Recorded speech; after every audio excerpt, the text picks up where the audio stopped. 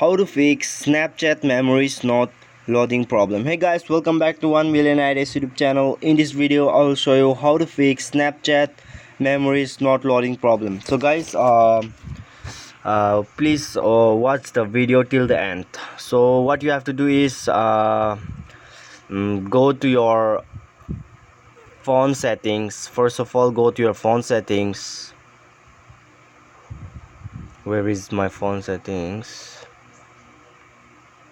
And then you have to go to install apps or app management.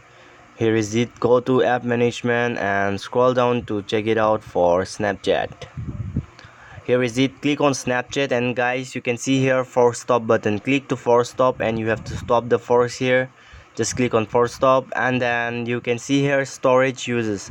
Click on storage uses and you have to clear all the data here and also the cache here. Now go back, and guys, you can see a permission. Just click to permission and you have to allow all the permission here. As I have already allowed it, I'm doing this just to solve your problem. So guys, go back and go to your Google Play Store.